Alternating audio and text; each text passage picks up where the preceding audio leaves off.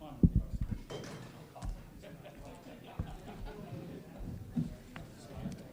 need that.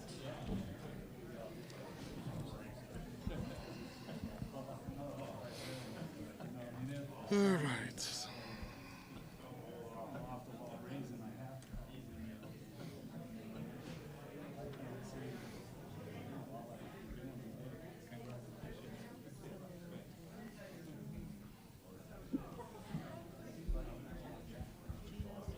I don't think we have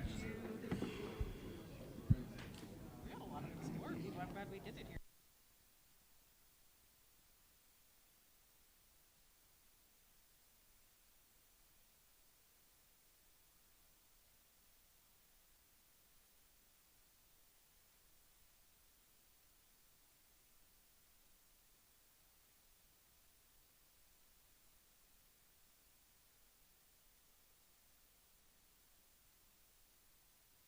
Perfect.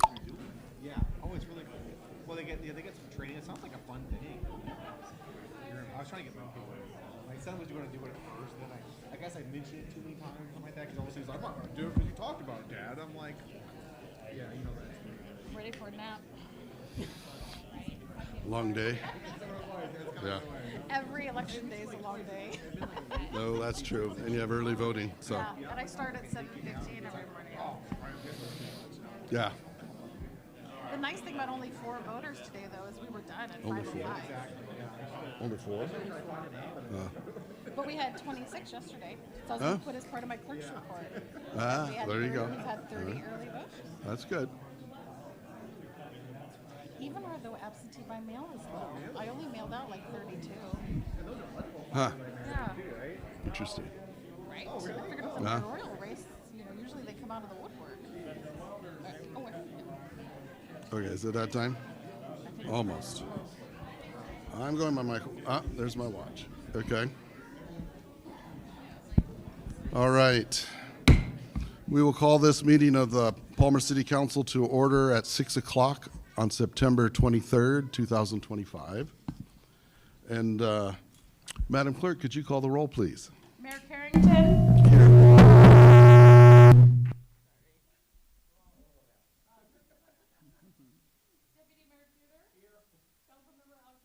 Here. Councilmember Cooper. Here.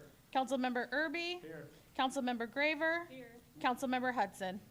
And you said Councilmember Hudson called in sick? She did. Okay, Yes. so we'll give her excused absence for that. And we have a quorum. And we have a quorum. Okay. And then I'd like to call Captain Graham and his explorers to come forward to lead us in the pledge. If everyone could stand for the pledge.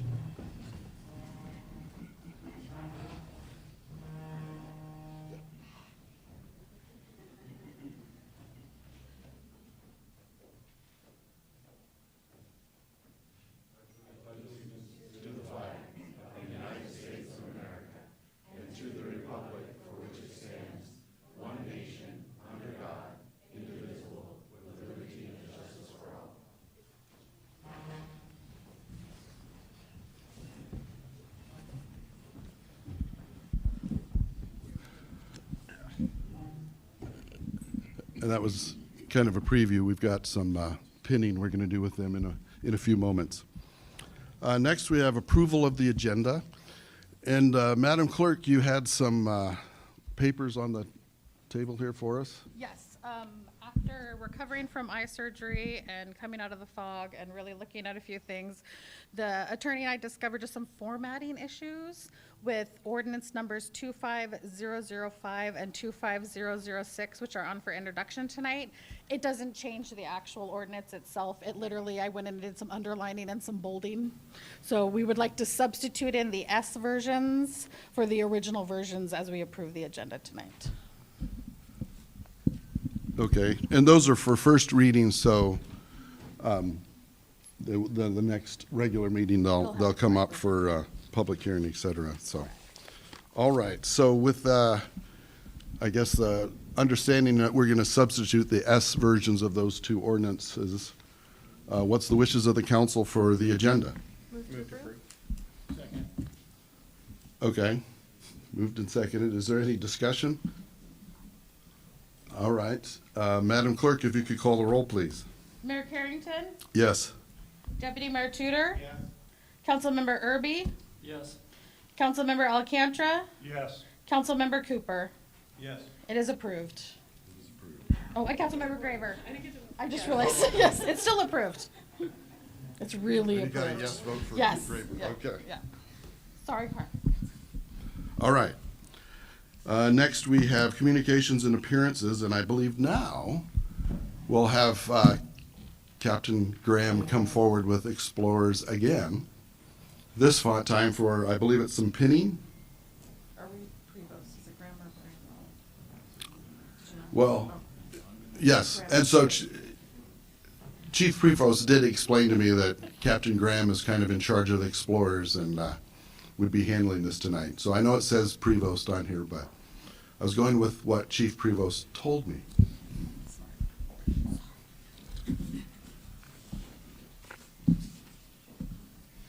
Hello, City Council members, community members, family, and friends. We're here today to swear in and pin badges on members of our Palmer Fire and Rescue Explorer program, and we will start with an invocation from Chaplain Rao. You're welcome to join me in prayer. Father, we gather here this evening to perform the time-honored tradition of swearing in and pinning ceremony. Tonight is special because we are recognizing the future of our department and our community. We ask you to bless and guide William McCormick, Frederick Peterson, Eli Prevo, Riley Jones, Trevor Mullet, and Greg Green. May they serve honorably to do the very best of their abilities. We ask for a special blessing on their families and thank them for their service as well. Please go before our explorers, prepare them for service, and protect them as they answer the call. We ask this in Jesus' name. Amen. Amen.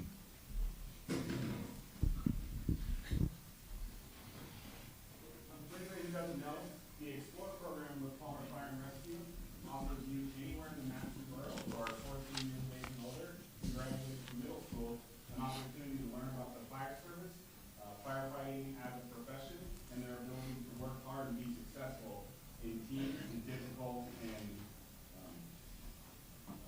situations and environments. It wasn't working.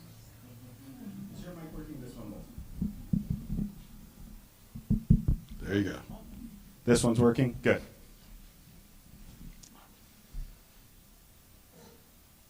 Currently, the chief of Palmer Fire and Rescue, as well as both of our assistant chiefs, were once explorers at this very department.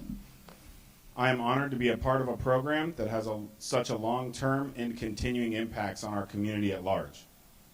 Taking this oath is an important undertaking. It shows your commitment to our mission, core values, and community.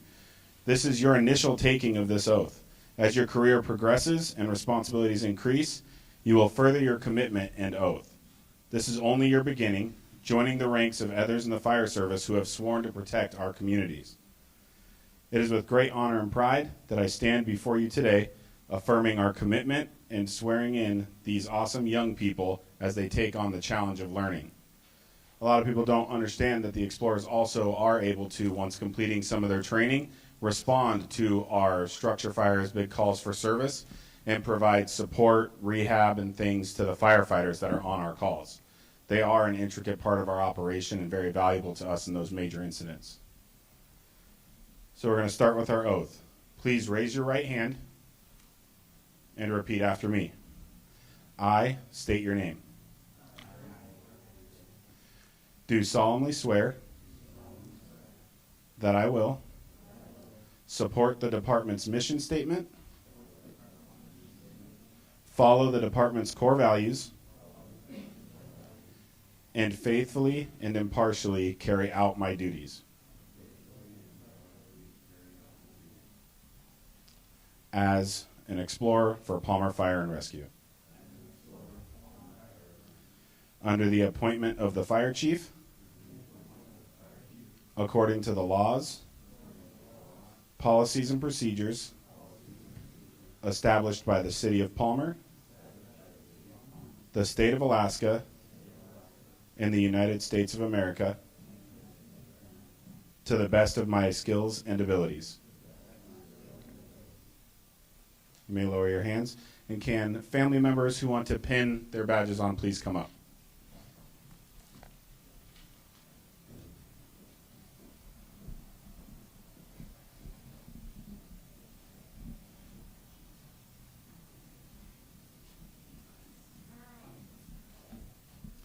As you see, many of these family members pinning badges are members of either our fire department or neighboring agencies.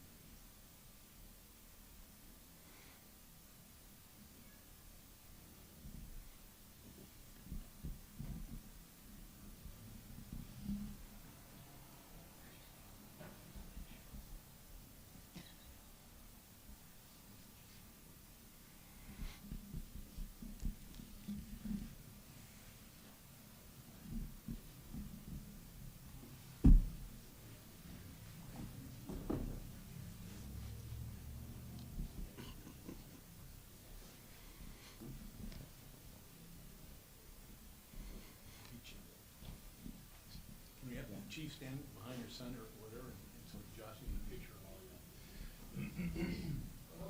that? There you go. Can I get a group picture?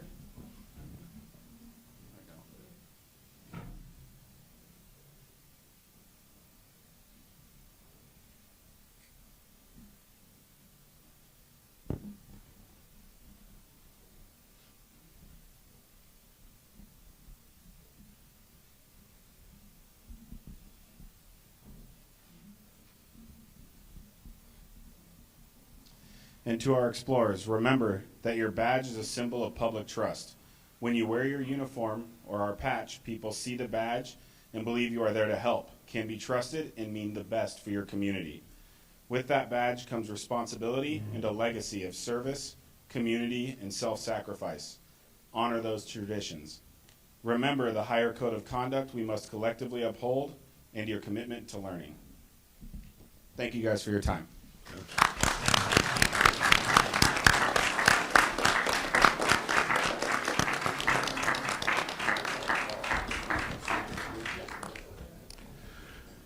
And before they all disappear, we'll take a short break so we can congratulate them.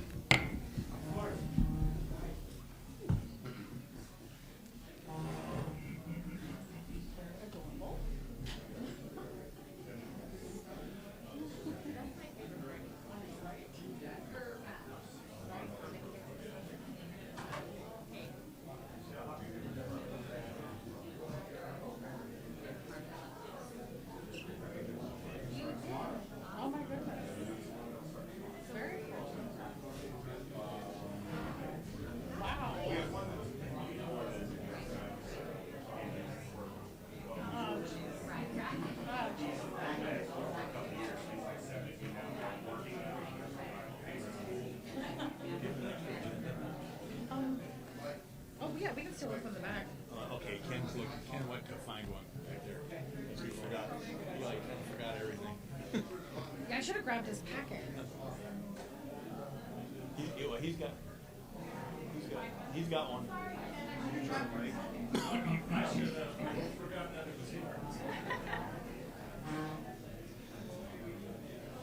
can't remember everything.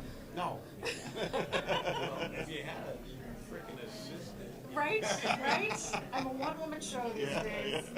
Hello. Trying to have council meetings and an election. All this. Yeah.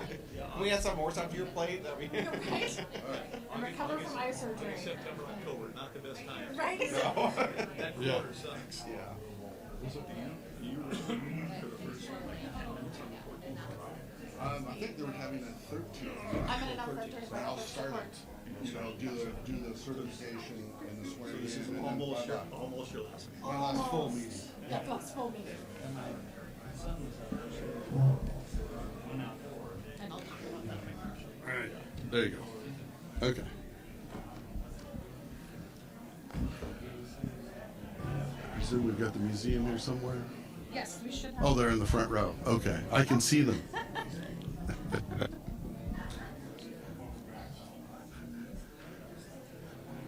All right, well,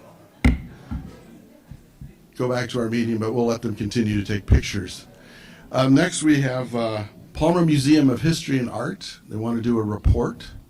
So I think Mary Jo's going to come forward and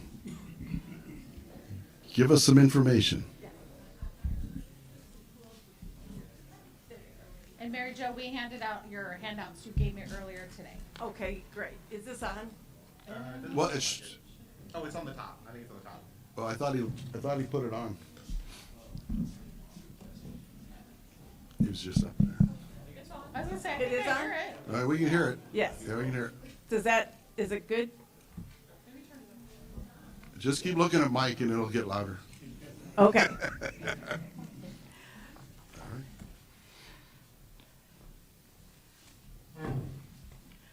Good evening. I am Mary Jo Parks, the president of the Palmer Museum of History and Art. And tonight we are doing our biannual presentation about both the museum and the Visitor Information Center. For the past, since I should use the years, since the 2005, the Palmer Museum of History and Art has, and we are a nonprofit, has overseen the museum and the Visitor Information Center. Actually, we took on the contract for the museum in 2009. Through that time, we have seen the museum and the Visitor Information Center expand its services and its role in our community. We are the frontline services for the visitors who come to Palmer. We are the ones who also help advertise and communicate with other cities around the state and around the country about Palmer. It is a privilege to be able to do that and a job that we continue to enjoy doing. We have 9 board members, and tonight we have some of the board members with us. When I say your name, please raise your hand. So we have Pat Chesbro, Vice President, Pam Meekin, Dave Fuller was not able to come, and Tracy Burrell was not able to make it.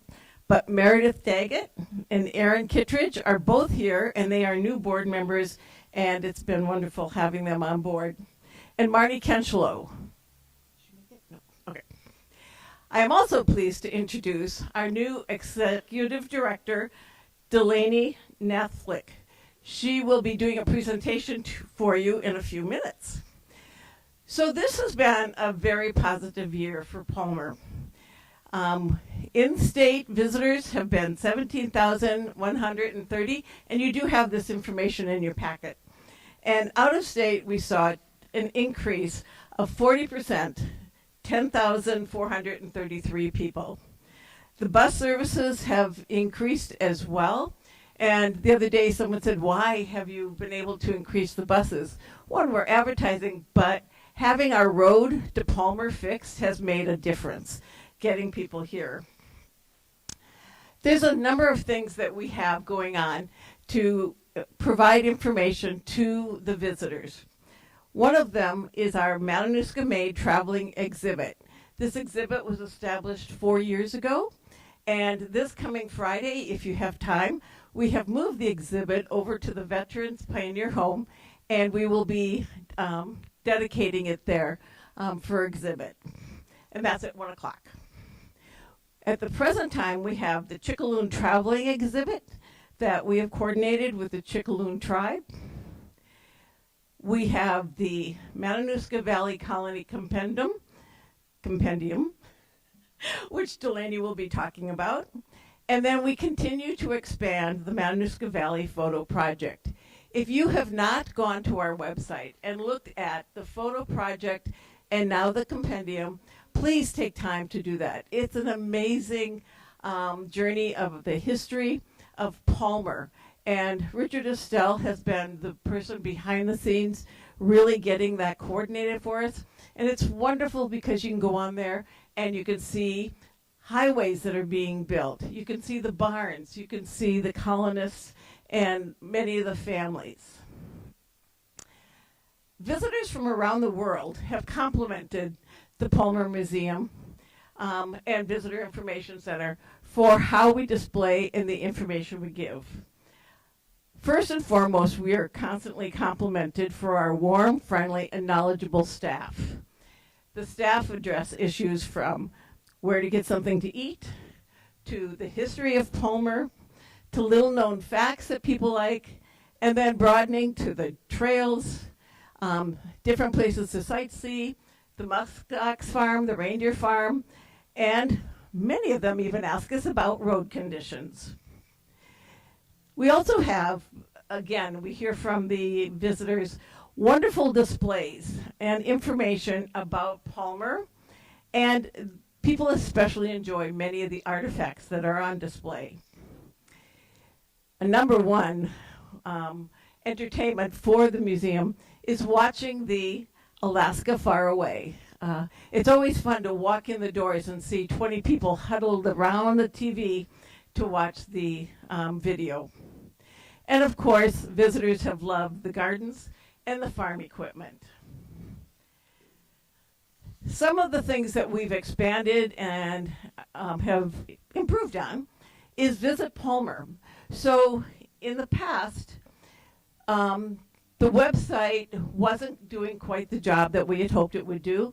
So under Delaney's guidance and abilities, we have expanded the Visit Palmer website to include more of the people in the community, more of the businesses, and more information.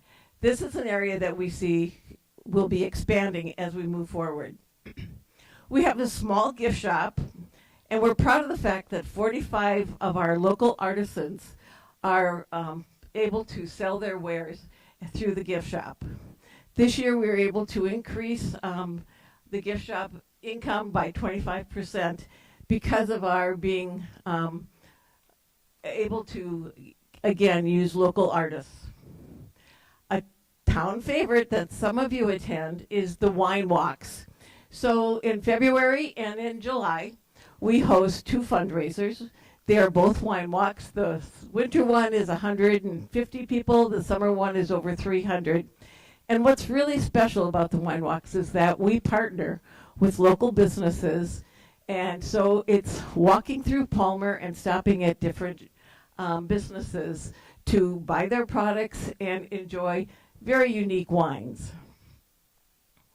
Our marketing outreach has also increased. We have done print and travel media, radio and local publications, and specialty platforms. Our Facebook site has been much more active, and I'm not sure if you saw, but thanks to Ruth Hulbert, we have done a journey of the colonists as they were coming to Alaska, as this was the 90th year. And it's been fascinating she has taken from different archives in her own family history to share the story of what it was like to be selected and then to come to Palmer and live through those first years. Each fall and spring, we meet with students at the museum and give them tours. They do a better job finding artifacts in the treasure hunt than I do, but it's really kind of interesting to watch them and see what catches their eyes and the enthusiasm that they have. We have art workshops and collaborate with the Palmer Arts Council to do community art workshops. Another event that we started a year ago is Art in the Garden. This year we again partnered with Palmer Arts Council. There were over 25 different local vendors, and just the weather was perfect, and it was such a fun day to have people from around Palmer, Anchorage, and neighboring places to enjoy, again, the gardens, the museum, and all of the vendors that were there. As you know, this was the 90th anniversary of the Colony Days, and we were able to participate with the Palmer Historical Society. They did a really beautiful open house here at the depot celebrating the different survivors from the colonists and their families. as well as we've done art stations, distributed a historical booklet, and offered other workshops for the kids. We also we participate in Colony Days, both the summer one and Colony Christmas, and we're looking forward to Trick or Treat Town coming up soon. Do you have any questions for me?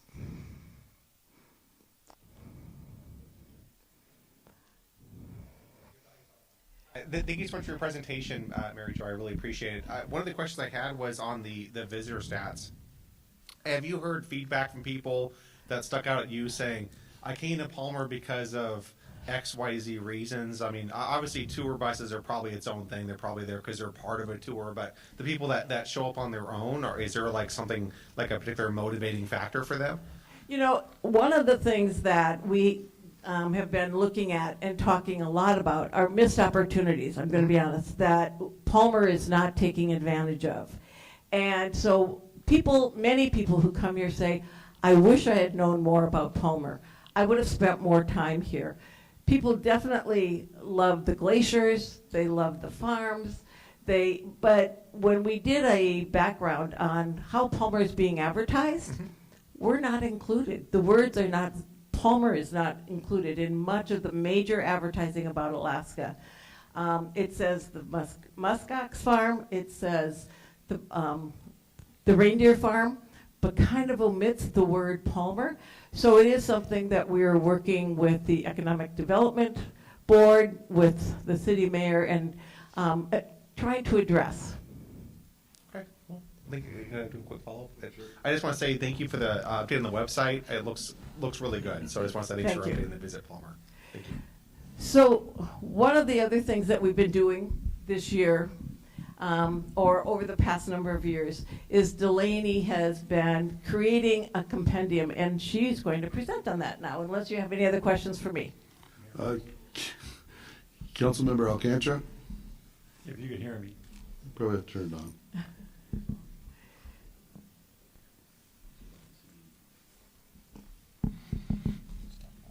Hey, Mary Jo. Hi, John.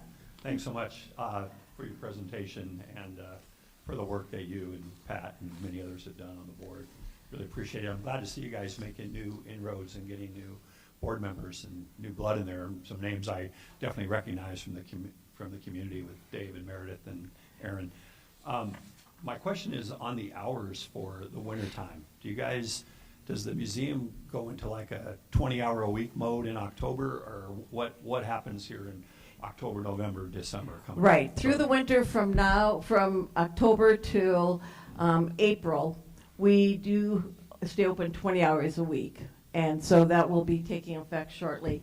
We found that the best days to be open are Monday, Tuesday, Wednesday, and Thursday. So we'll continue to monitor that and adjust. We are open for all major events in Palmer when it's appropriate, like Colony Christmas. Thank you. One more. Okay. Yes, sir. My other question off that subject is, you mentioned increased bus patrons and the improvements to the roads. Are you talking about our local improvement here by the senior center, or are you talking about the big road coming out here, or a little of both? Or what? I'm sorry, it's the big road. Or I'm happy to say, it's a combination thereof. Thank you. Councilmember Cooper. Thank you. Mary Jo, thank you. Question I have, it's really, it's more of a statement, I guess. So Alaska or Anchorage CVB, whenever they go out of state, it seems like, they are pushing their agenda, and I don't know if you're dealing with them and trying to get Palmer back on their, because every time I've been like in Seattle and go to the conventions, like, Palmer's kind of off the radar. Yeah, we, again, thanks to Delaney, have been working much closer with the CVB, and, with their getting their new building and stuff, a lot of conversations have been able to evolve for future planning and more camaraderie, and, making sure that the word Palmer, Alaska is said a lot more. Thank you. Okay. Hello. Welcome. Thank you. My name is Delaney. Might point it up towards there you go. Oh, geez. Oops. Now you're stuck holding it, yeah. I'll just talk like this, I guess. Okay. Yeah, that's okay. So thank you for having me and letting me talk a little bit about this compendium project. I just want to say hello to everyone here. My name's Delaney. I'm the new executive director of the Palmer Museum. It's nice to see some familiar faces, and glad you can make it here tonight. So I shared with each council member a very large, thick packet. And it just shows some examples of what is in the compendium, which is in this leather folder right now. It's the first draft print that we have. The compendium project started roughly 2 years ago because we had noticed that there was a gap. Our collections have over 3,000 objects and 14,000 photographs. In those photographs are many family members and people that are part of the Colony Project. So sorry, I'm also incredibly nervous. So what we noticed is we would post photographs online and people would say, who's in these photographs? You know, how can we link these faces to stories? And so the Compendium Project aims to fill that gap. So in here is profiles on each family member, what they were doing before, during, and after the project. All of this information was taken from archives throughout the United States. I traveled to the East Coast and spent about 2 weeks just going through archives as long as I could.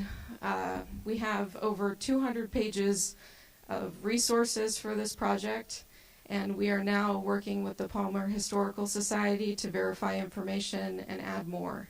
We've slowly been working with families in order to verify information as well, and continue to gather information for the next draft. Anything else I should add about it? I guess that's mostly a good summary of it. But I do want to share a really exciting story that happened this summer. It was the day after I printed the copy that we have at the museum. A woman came into the visitor center visiting from Chicago with her friends. And she said, I'm looking for information about my family. I know they moved here sometime before 1940. I don't know why. I don't know how. And I said, okay, well, let's get some homesteader information and show you the list. And she goes, oh, my family's not on this list. And I was like, oh, well, what's their name? And I said, and she said poor. And I said, with an E or without an E? And then she just like looked at me and I was like, or she said, with an E. And I said, oh, they're a colonist family. So I went back and I told her about the project, brought out the booklet. We turned to her family's page and she just immediately started breaking down in tears. With that contact, she's now working with her cousins to get more photographs and information to add into the compendium. You can see in the packet the poor family's profile. We only had one photograph of their cabin from the UAA records that are available on the digital archives. And so it's really great that we've made this connection to now grow our photo project even further, and that's the goal with this. It also serves as a very accessible point for researchers, high school students, families to learn more. It's available on our website as a searchable PDF, so you can start to see the connections happening. Yeah. Does anyone have any questions? Oh, okay.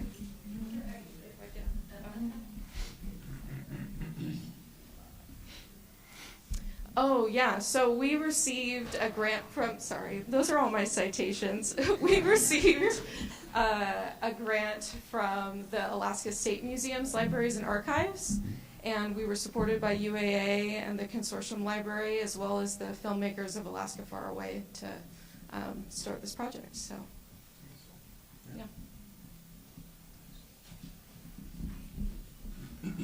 Any questions? Mr. Mayor. Thank you very much. Oh, Councilmember Graver. I thought that, is this on? Okay, Yeah. I just have to talk right next to it. I just want to say thank you guys for being here. Thank you, Delaney. I can tell you really care about what you're doing, and that's so cool. And what a cool story to share with us to see how it's already impacting people. And yeah, I hope it goes well for you guys, and I'm excited to see and check it out myself. Thank you. And I also wanted to say the garden this year is beautiful. I walk through it every time I walk into town, and it's gorgeous. So Thank you. Yeah, and we sell seeds inside the gift shop too, if you didn't know, that come straight from the garden. So that's a lot of fun. They're very popular this year. Councilmember Alcantara. Yeah, thank you, Mr. Mayor. Delaney, you're doing a great job, and Thank I hate to admit I don't know how long you've been the executive director, so how long have you been on staff now? Since May 18th, but I have been with the museum since 2021. Okay, thank you. One more, Mr. Mayor. Go ahead. The story about the Poors, which is in our packet, is fantastic. Thank you for sharing that. And it's nice to see that, at least according to this, Vonnie and Vernon are maybe still alive in places she Yeah. can touch base with, because Yeah. since they were both born in the 1930s, that's Yeah. pretty impressive that they're both still with us as of this Yeah, printing. she actually told me the day before she came in, it was, I can't remember which one, because all the kids have B names, so it's really confusing. But it was their 94th birthday or something like that, which is really exciting. So, yeah. Wow. Yeah, so it's available at the museum right now, the first draft. So if you have any questions or want to check it out, just stop by.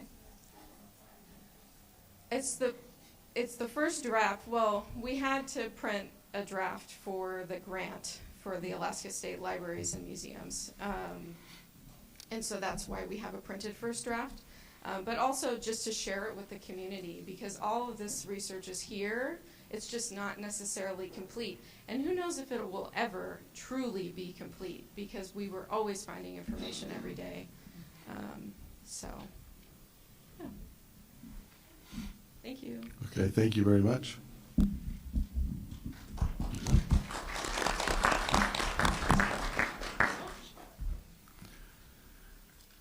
Next, we have the city manager's report. We, I believe, have the manager on Zoom. Yes, that's correct. And thank you. And I regret that I'm unable to appear in person tonight this evening, as I'm feeling a little unwell, but I do appreciate your understanding, and I look forward to returning to the table soon. In the meantime, I felt it was important to ensure that you still had a full city update on current work, priorities, possibilities, and vision for the future of Palmer. We'll start with legislation. On tonight's agenda, the city is bringing forward legislation for introductory purposes only that would be aimed at prohibiting camping and street sleeping within city limits. This measure provides the enforcement tool our city has previously lacked. And our goal is to ensure that Palmer does not encounter the same challenges that are faced by larger municipalities here in Alaska. At the same time, anyone affected by this legislation can be provided with information about available resources, so it ensures that our approach remains both responsible and compassionate. And we've had a busy few weeks in the budget cycle. We are very much in the thick of it and finalizing details. And as I've shared previously, we'll be bringing forward changes with a focus on long-term upgrades and infrastructure projects. These preparation efforts also include eliminating redundancies and streamlining operations. One example under consideration right now is realigning certain department services under Public Works rather than having them split across two departments. By right-sizing our structure in this way, Palmer will avoid situations where multiple departments cover the same maintenance responsibilities or be faced with purchasing duplicate equipment. Moving on, the RFP for city IT services has been released with proposals due October 10th. A key goal of this process is to transition the city toward a more secure environment with increased reliance on cloud-based services. This will strengthen our cybersecurity, improve operational efficiencies, and support long-term modernization goals. And we've already started some of that process with our finance software as well. As far as intergovernment relations go, I met this week with fellow Valley mayors and managers. Amongst the topics discussed was a potential for a water interconnection between Palmer and Wasilla. The goal of the interconnection would be to provide stability for both cities. If Wasilla Systems fails, Palmer would assist. If Palmer System fails, Wasilla would assist. This potential interconnect would not provide city water to either city under normal circumstances. It would only be activated in the event of an immediate need or emergency. I am reviewing the details more closely, and any potential path forward will be presented. Again, this was just an idea that was shared. There is no decision at this time, and any potential path forward will be presented to the council, if at all. Moving on to the airport, John Dementi continues to work on the RFP for the fair market analysis of all airport land with a projected release date of October 3rd. So that is next Friday. Once complete, we will adjust lease rates in alignment with the findings and within FAA guidelines. The Central Business District Parking and Pedestrian Access Plan that's being conducted by Respect has moved its deadline to the first quarter of 2026. This is primarily due to stakeholder availability and scheduling conflicts, as the Alaska State Fair, Friday Fling, and summer projects have kept people from scheduling with us. We will continue to monitor progress, and I will keep the council updated as new timelines develop, if they do develop. Moving on to a long-term vision, we must look forward and face the reality that several of our key facilities will eventually be unable to meet our needs. The current police department building is outdated for both current operations and long-term growth, and I'm talking like 25-year growth. Likewise, the Fire and Rescue Training Center and the Community Development Building are both located on airport land and will eventually need to relocate, as both sit on that airport land. And our vision is to bring these functions together into a combined Palmer Civic Building that houses police, fire and rescue, community development, and city hall under one roof.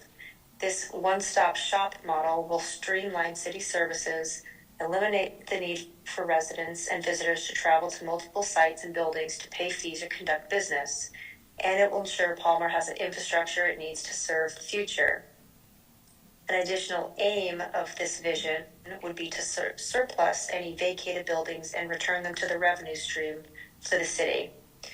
A potential first step would be to identify a location suitable for the campus of this size, followed by a full cost evaluation.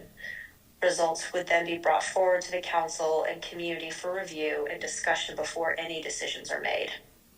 Again, this is a vision that is still in its beginning stages and many details are being worked out. However, I wanted to share this concept now as we start planning for Palmer's future, given the very near-term reality that at least two of our department's buildings and offices will eventually have to be moved off of the airport land. Now, I want to say thank you to Mary Jo and Delaney for their presentation. We greatly appreciate the time you spent sharing your knowledge with us and highlighting the museum's marketing needs. And finally, to wrap up, congratulations to our newly sworn-in fire explorers. You are in excellent hands with your leadership team, and I look forward to your skills and talents in action. Thank you. Does council have any questions for the manager at this time?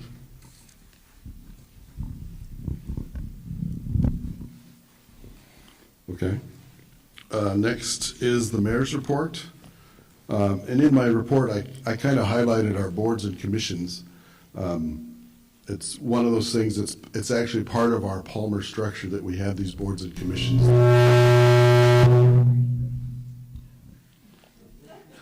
The microphones.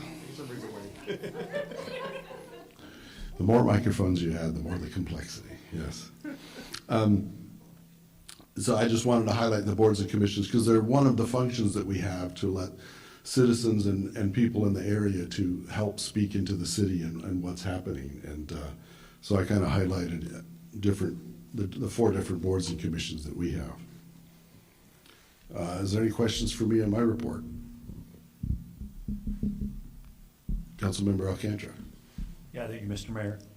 I know it's a quick look on a website, and I know we just recently, in the last few months, appointed 2 members to the Airport Advisory Commission. But do you know, just off the top of your head, because I haven't looked it up yet, how many unfilled seats we might have on these boards? I know that yes, it's loud.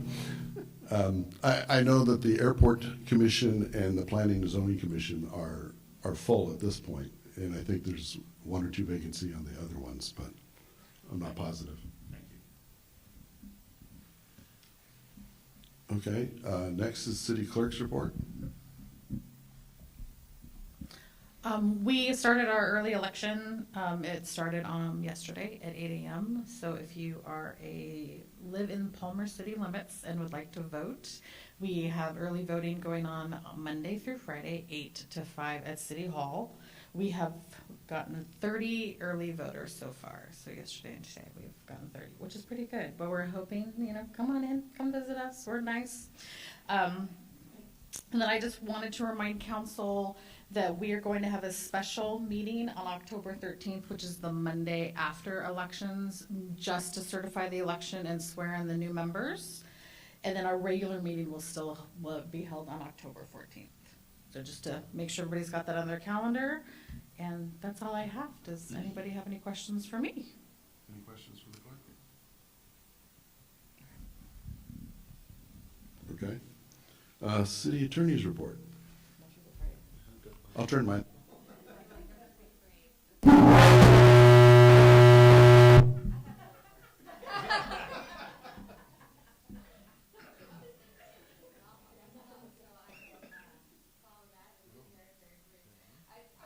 the city manager and the city clerk covered that as well, but I wanted to just highlight to everyone that the introduction of the two new ordinances, these are brand new ordinances, nothing is not amended ones coming forward.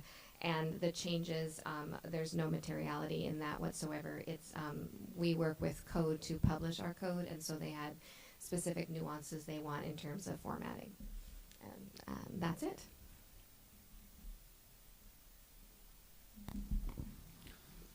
Any questions for the attorney? No. No one wants to try. Okay. All right. Next is audience participation. Anyone wishing to speak to the council can come forward. You have 3 minutes. Please start with your name. I don't know where the sign up is, but. Oh, I thought it was there. Oh, okay. Is there anyone signed on there? Okay, thank you. Janet Kincaid.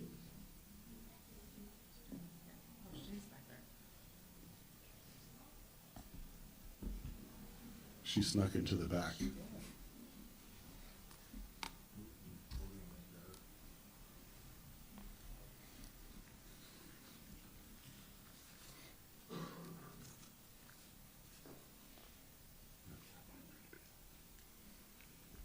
Good evening. I still can't walk, but I can drive. I'm still the oldest person here and the longest business person. But I wanted to come before the council to let you know how important business is. I heard a remark that said that they were responsible for the voters and not the business. Without the business, there'd be no Palmer. The sales tax is what makes everything run. And I think the business is equal. I understand responding to voters who vote for you, but if you look down Main Street, you'll discover almost all the businesses are owned by people who live outside the city limits. Our city limits are very confined, so that's one of the problems. I'm very happy to see that last meeting, you postponed the parking ordinance. I was very sorry it didn't go a little bit further, but thank you for that. I want to say we wouldn't be having this meeting here if that had passed, because this parking lot would be full. You'd be giving a private business public parking. They do all the snow, the city would do all the snow cleaning, the business would prosper. So I'm really happy that it was postponed, and I hope it will be postponed indefinitely. And so I just wanted to let you know that I think it's important to keep everything in mind. And I want to encourage, I was really tickled to see this morning as I drove down Main Street that the upholstery shop already had their lights on before 8 o'clock. And what a good bustling business. I thought, my kind of hours. So I'm really happy to see that one of our vacant buildings is full with looks like a very good business. So thank you. Thank you. Here comes my daughter who just had I knee think surgery. they're gonna swap. We came together, two cripples, but we got here. I thought you would bring that for you, but it's for her knee.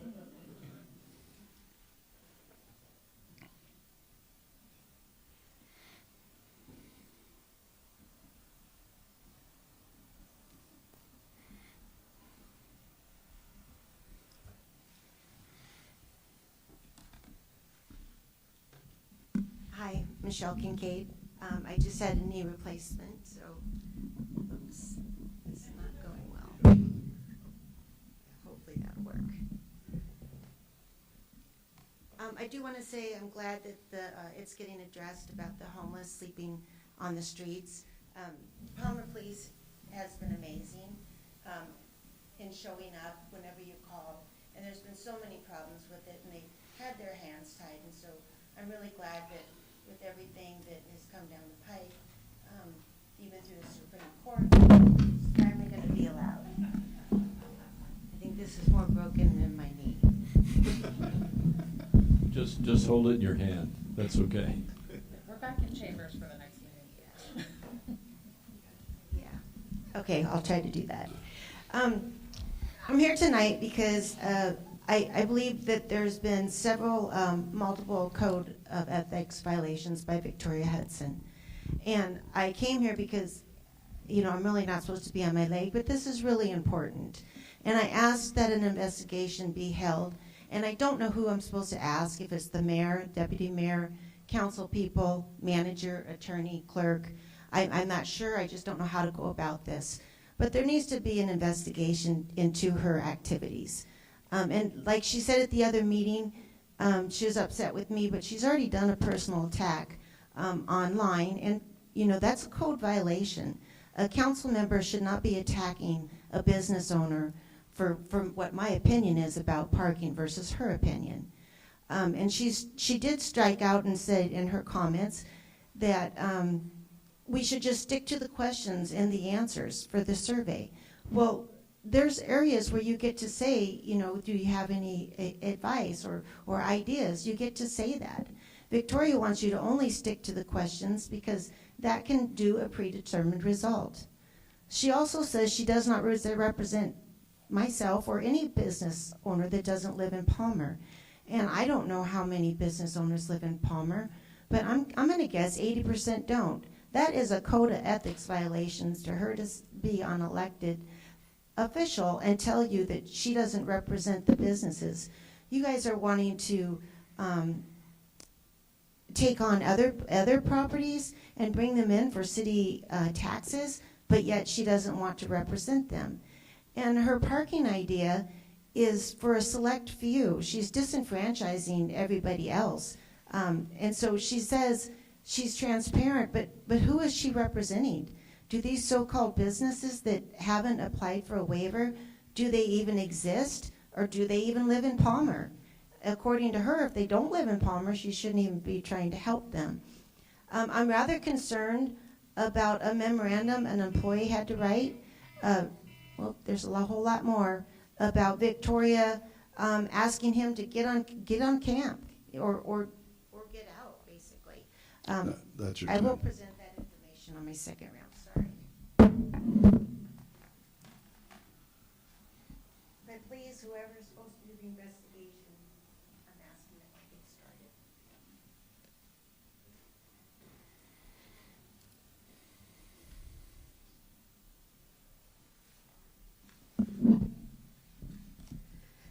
Good evening, Mayor and Council members. My name is Lori Kopenberg. Like Michelle said, I'm glad to see movement on dealing with the no camping on public property in the city. It's been discussed at many meetings since before 2021, with little that could be done until the U.S. Supreme Court ruling in City of Grants Pass versus Johnson. This ruling finally gives cities across the country the ability to deal with camping on public property. I noticed the city pinned to the top of its page on Sunday, September 14th, the Central Business District Parking and Pedestrian Access Strategic Plan, with a link to the frequently asked questions that clearly shows that the plan addresses parking and code in addition to pedestrian access. The study started at the end of July. The projected finish date is April 2026. Prior to the September 9th council meeting, Michelle and I had learned by the consultant that they had hoped to have the study done around the end of March of 2026. However, at the September 9th meeting, when Ordinance 25004 was asked to be tabled indefinitely, our city manager told council and the public that it would be done by November, but then asked for grace until January of 2027. One has to wonder why the council and public were told the study would be complete 5 months sooner than the true date that was known by the consultant and the manager in this administration. Truth is important as a city manager. I think there's a lot of misleading this council and this public about what happens with this new administration and a couple of the council members. We talked about this with the prior manager about transparency and how that was an issue. Well, we're seeing it now with at least 2 council members and the manager and the attorney. So wake up, take action, and deal with this. It's important, and parking, without parking where it needs to be, this town will fall apart. Thank you. Is there anyone else for audience participation? Give it to me. Oh, look, I got it. Yeah. Okay. I know what I'm doing. Maybe. Okay. Good evening, Mayor and City Council. I'm Kelly from Palmer Chamber. I just handed Benji the report from the survey that we did, that the Palmer Chamber did on the parking, and I'm just going to go through it really quick. So we had 47 people respond, 60% were Palmer residents. That's giving us kind of a solid snapshot on how our members feel about the downtown parking. Downtown is very busy. Essentially, there's 59% of daily visits, 27 several times a week, and then the top reasons are dining, professional services, and nearly half are attending events and entertainment. The current parking experience is generally positive, about 43% rated as good, and 53% find it somewhat easy to get a spot. They are more than willing to walk 1 or 2 blocks, showing residents are flexible with spaces that are available. Among business owners, opinions on current parking requirements kind of vary. 41% feel they're too strict, and 39% say they're about right, and 7% see no impact on their business. Walkability downtown, that was a word, okay. 53% call it good, and 44% say crossings are safe and accessible. Desired improvements are more parking spaces, better signage, time limit enforcement is about 30%, plus requests for designated employee and ADA parking. Parking proposal feedback on the proposed to remove off-street parking requirements. Opinions are mixed. 29% strongly support it, while a combined 42% somewhat or strongly oppose it. Potential benefits cited were more space for business development, about 39%, and a more vibrant, walkable downtown, about 45%. And the concerns focused on increased competition for spaces at 52% and possible congestion. Takeaway from the survey is that it shows that downtown parking is working reasonably well, but there's still clear interest in more public spaces, clearer signage, a balanced regulation, and the Chamber is committed to working with the city to find solutions that keep Palmer downtown vibrant, walkable, and accessible for residents, business, and visitors alike. We also have just started a survey for the camping in downtown Palmer, the new ordinance that you guys are putting out. So I'll present that next time that we have a city council meeting and I'm here, and give you guys that feedback too. And thank you for listening to me tonight. Thank you. Anyone else for audience participation?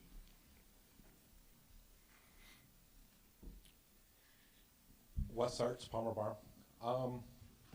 The last council meeting, it really, really bothered me that someone up there on the board said that because I don't live in the city limits, me or my business doesn't matter. That's a huge thing. You guys represent people from Lazy Mountain. You represent people up at Soapstone, Butte, out Fish Hook. It's like you guys represent a lot of different people. And even though the city limits are small, there's a lot of people that get city services. You guys have to remember that. To say that we don't matter, we do. And in the future, you guys are going to be annexing these areas.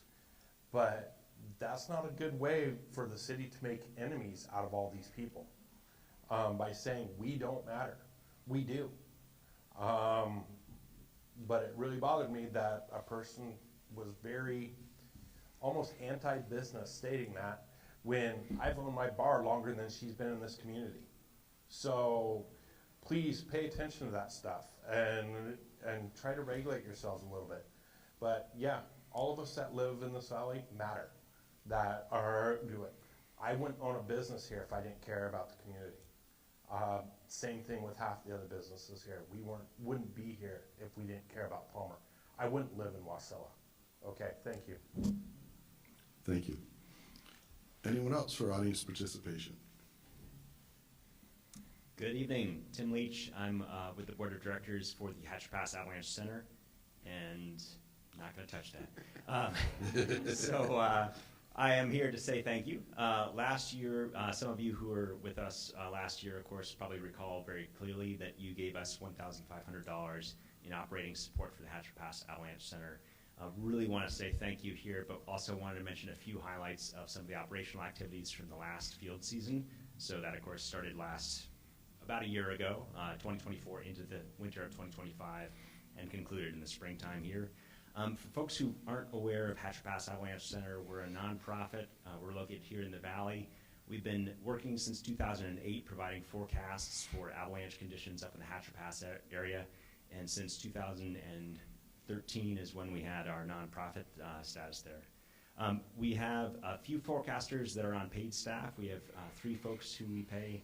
Board of Directors, of course, all volunteer, so there's a lot of, as you all know, there's a lot of volunteer time that goes into that. There are 5 major points to mention in terms of our functional areas or our assets that we work with and share with the community. The main piece of that is really the forecasts that we put out each week. Your donations, the community support here, the community support grant, really supplied some extra support, so that allowed us to increase the number of forecasts that we provided last year. Of those, we had we had 73 forecasts, 95 professional observations, and 14 storm warnings and condition updates. So if you can think about the regular forecast that we do, that's different than those storm forecasts. Like you may recall last January, towards the end of January, when the road was closed, we were working with state parks and state DOT in advance of that to say, here's the conditions, and let's make sure we get that road closed before someone gets caught in the avalanche. And if you had the chance to go up there, last year, you saw the carnage essentially that happened. There was about 900 feet of road closed at about a depth of about 50 feet of snow. Pretty impressive stuff, really. Really quickly, we do have a public observations platform. That's a way for essentially community engagement to also report the observations that they have from going out in the field. That, in addition to those professional observations, really helps make both a rich engagement with the community, but also a safer environment for all the users that are up there in Hatcher Pass. We operate 3 webcams and 2 weather stations up in the Hatcher Pass Avalanche Center. All that provides some of that quantitative information for various types of users that are up in that area. We also do a annual rescue workshop. So we work with Matsu Search and Rescue. We work with the folks who are both in the Chugach area doing forecasts down there. Some of the local businesses and entities like Knowles, Alaska, and then Alaska Mining and Diving, as well as the Avalanche School, just to make sure that we're bringing both the professionals who are oftentimes convening and coordinating on that, as well as lots of public folks. And the last point I'd make is that we also work on education of the youth. So we last year went into the schools in the area and were able to engage with about 1,000 students. But thank you very much for that support. I want to just give you that update. We'll provide a report to the clerk at a later date too. Thanks. Is there anyone else for audience participation? Sherman Light for Palmer Bar. I'm just gonna, I got another one for a little bit later, but for right now, talking about the parking, you know, I drove up and down the street the last couple of days. There's 5 places that are dead, that not dead, but are closed on the city front. If the city wants to look into that, they should be calling the Chamber of Commerce and say, hey, let's work together on it. You know, 3 of the places, they had plenty of parking. So now we're down to 2, and one of them's been closed for a long time. I know it sounds like we're all talking about parking, but it's not shelved yet, at least not far enough out. Can't wait for the report. I hope everyone's getting out there and putting it out, and I'll talk to you guys after. Yeah.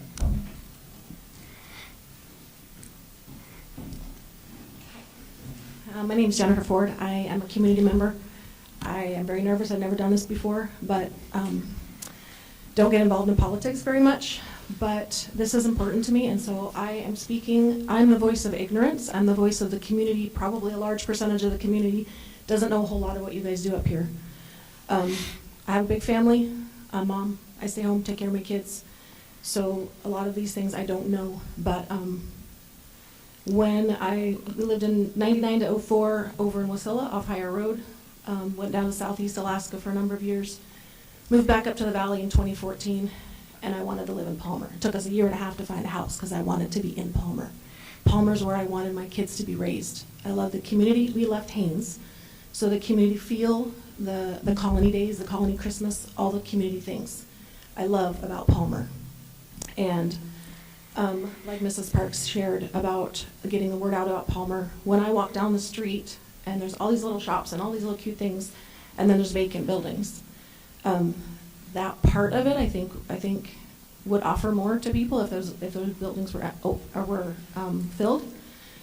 So when I heard that there was a new restaurant coming, I was super excited because it's really fun to not feel like I have to go to Wasilla to get something new and something different. I don't understand a lot of what happened. I don't understand the parking part or how. I don't understand why another business wasn't able to come into Palmer because of parking. We've traveled to Juneau, and I used to live in Bellingham. I've been in places where there is legitimate parking. But with a big family who drives a 15-passenger van, come to Colony Days, come to Colony Christmas, there's parking. I've always been able to park my great big old van, maybe a block or two over. But even in those big events where we invite, Anchorage comes, I've never had a problem with parking. So I guess in my mind there's a big question mark. Why is parking an issue? Because I've lived in places like Juneau where there is like definite parking issues. So it's sad to me that we aren't welcoming other businesses into Palmer. I think, I don't want to see Palmer turn into Wasilla, but I also think that there's room for Palmer to grow as well, and there's room for, it's sad to me that there's not a welcoming attitude towards other businesses that want to come in. So again, I'm telling you, I don't understand a whole lot of what you guys do and all the laws and the legalities of it, but I am a community member, and I know other community members, and I think I speak for a lot of community members that would like to see more coming in, would like to see those shops, those empty buildings with something in there, so that we can, so that we're using the maximum space that we have in the town. And like Mrs. Parks said, there's not a lot about Palmer. When family comes up, what is it to do in Palmer? It's not something you can easily find. So I guess as from a community member, I would like to see Palmer more welcoming to other businesses that would like to come in. Thank you for letting me speak. Thank you. Is there anyone else for audience participation?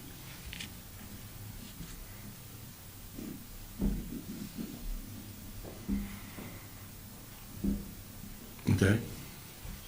See no one come forward, we'll close this audience participation. And next, there's no public hearings. There's an action memorandum, 25-079, authorize the city manager to negotiate and execute a 3-year contract with First National Bank Alaska to provide banking services. What's the wishes of the council? Move to approve. Second. It's moved and seconded. Is there any questions or comments from council? Council Deputy Mayor Tudor.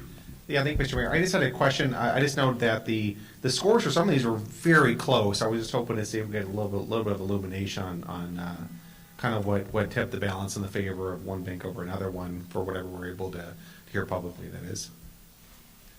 Thank you. So I'm guessing that's a question for the manager. Yeah. Madam Manager, did you hear that question? Yeah, you were wondering about the scoring sheets for the RFP. Yeah, I was just hoping to see, like, you know, because it's so close, like, kind of, if you're able to say kind of what tipped the balance or, kind of what made the decision. Well, the scoring committee came together. We all did score them separately. For me, I just like the continuity of First National. There's some things that I preferred in their RFP comparing to the scoring sheet. You could talk to the other representatives on that committee about their own personal preferences if you'd like. I believe Gina's in the audience tonight. She is, Colby. Okay, if she'd like to come up and discuss why she rated certain scores higher or lower, she's more than welcome to.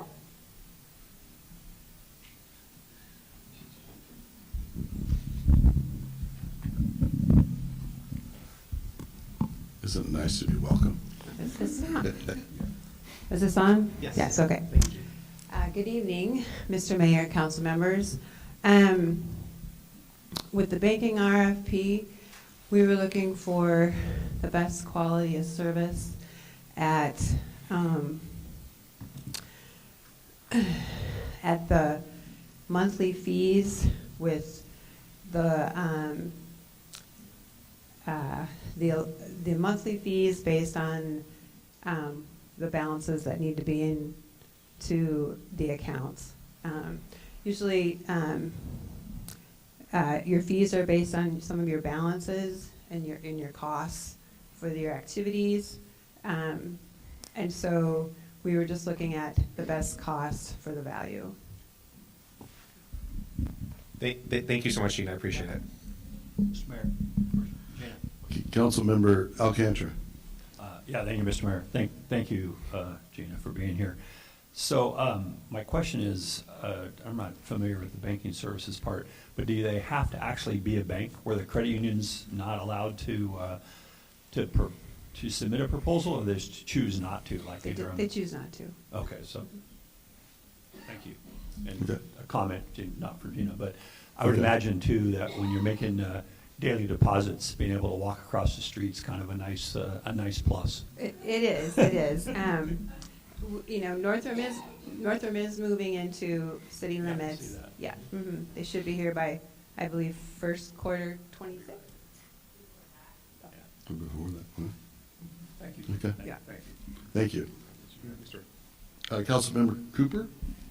Thank you. This could be for either Gina or our city manager. Are we constrained or restricted to a 3-year contract, or that's just what we decided that we would do, or has that just been typical that we've done in the past? That has typically what we've done in the past. We've always just started out with a 3-year contract with the option to renew 1-year contracts. The last RFP we did was in 2020. All right, thank you. Okay. Councilmember Alcantara, did you have another question? Okay. Any other questions from council? All right. Madam Clerk, could we call the roll, please? Councilmember Erby? Yes. Councilmember Graver? Yes. Deputy Mayor Tudor? Yes. Councilmember Alcantara? Yes. Mayor Carrington? Yes. And Councilmember Cooper? Yes. It's approved. Okay. Next, we have, there's no unfinished business, new business. Resolution number 25-040, authorizing the city manager to enter into and execute a planning block agreement between the Matsu Borough and the city of Palmer and accept and appropriate grant funds in the amount of $300,000. What's the wishes of the council? Move to approve. Second. Moved and seconded Second. by Councilmember Graver.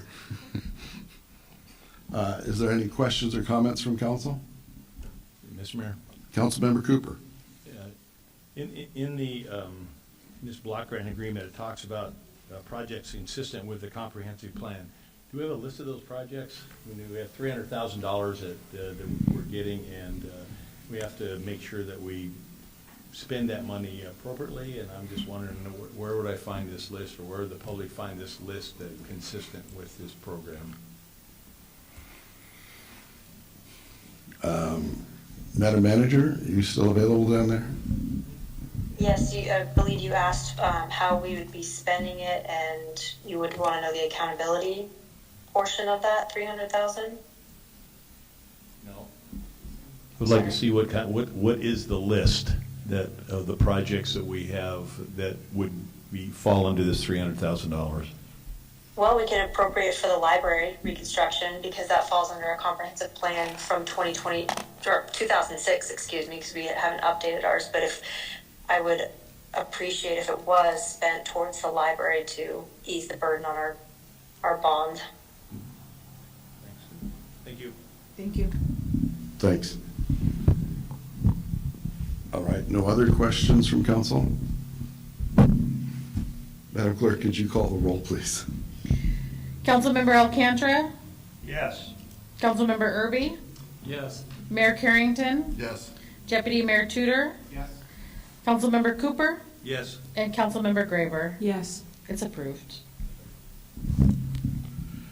Next is resolution number 25-041, authorizing the city manager to accept and appropriate a grant 3-02-0211-034-2025 in the amount of $80,818 from the FAA for the purpose of acquiring snow removal equipment for the Warren Bud Woods Palmer Municipal Airport.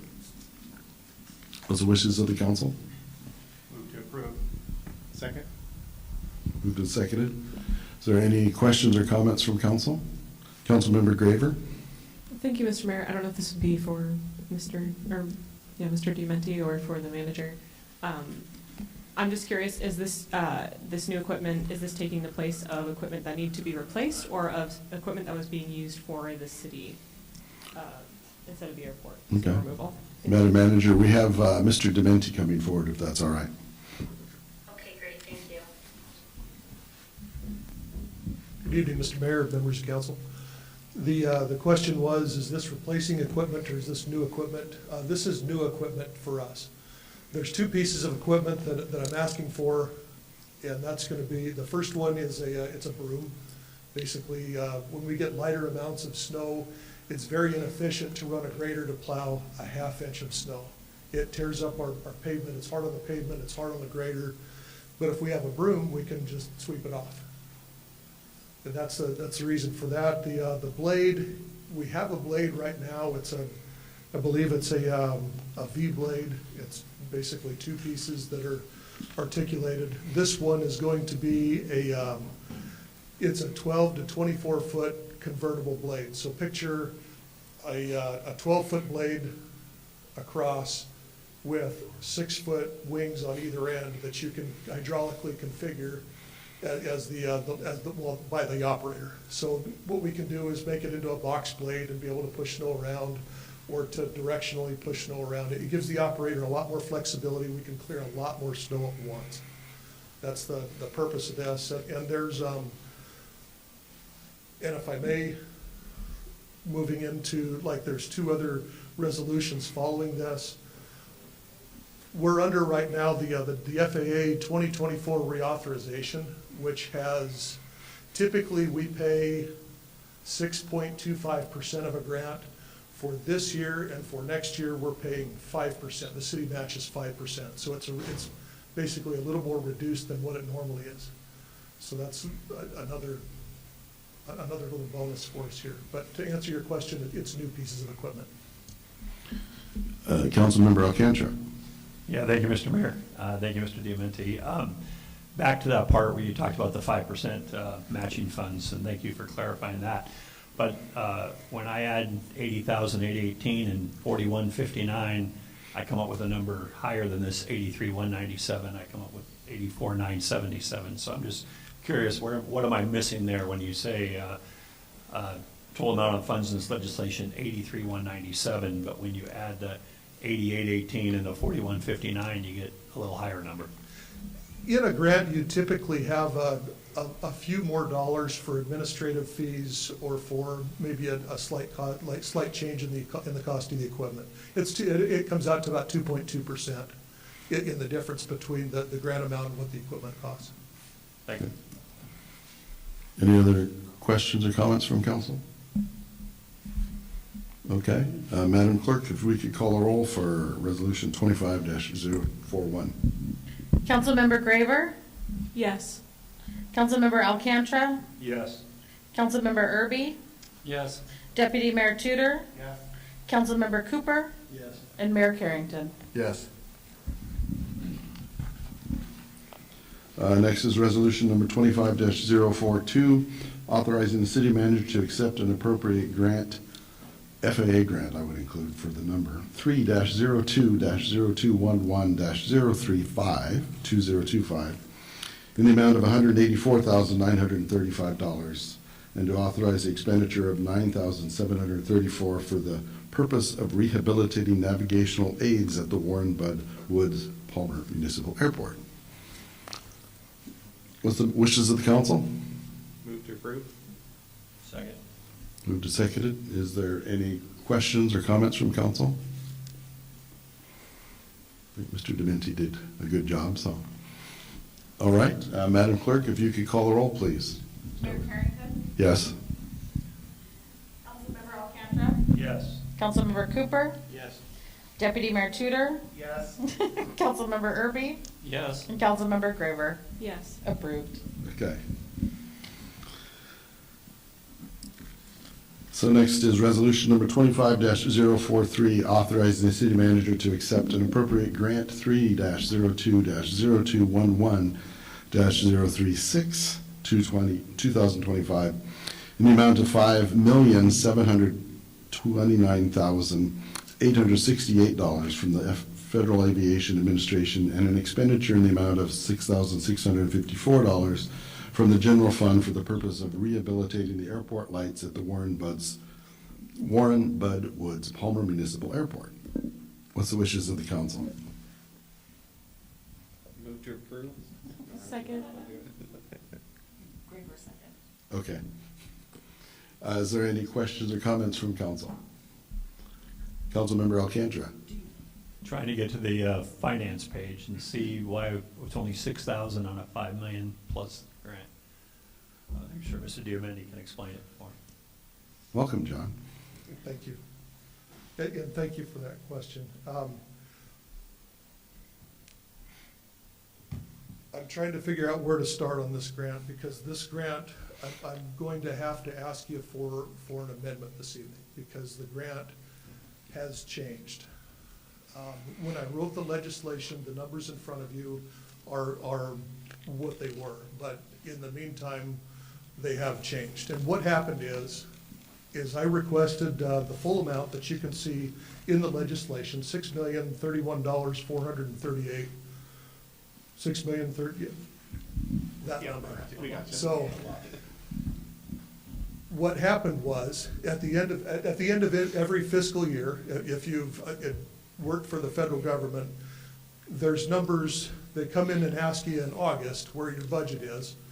And so when September comes, if there's somebody that's over budget, maybe they can move some funding around from it within a department. It's kind of the same way that the city can do within a department, is kind of move some funds around.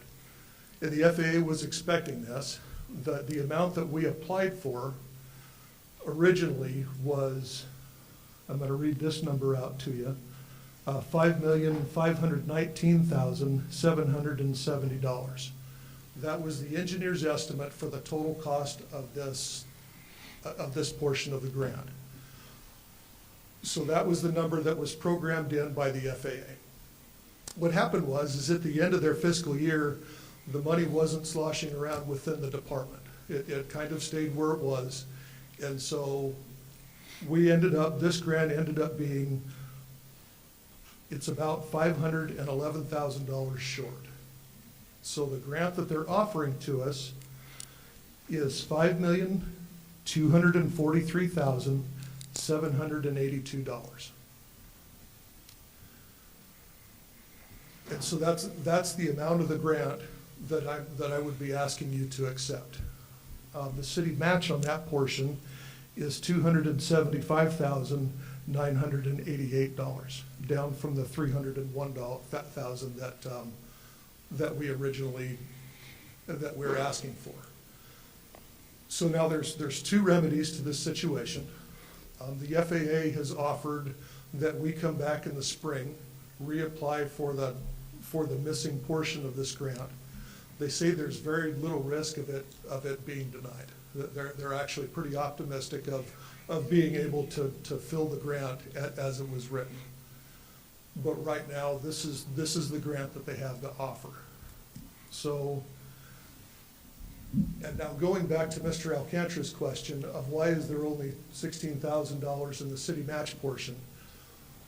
The reason for that, I believe it was $6,000. $6,000. The reason for that is the city council, through the resolutions, it's 23031, 24010, and 24034, have totaled $294,000. So the original, so that would require another $6,000 just to get us up to the match. However, since the numbers have changed, I will not be asking you for a match portion this evening. This is just accepting the grant.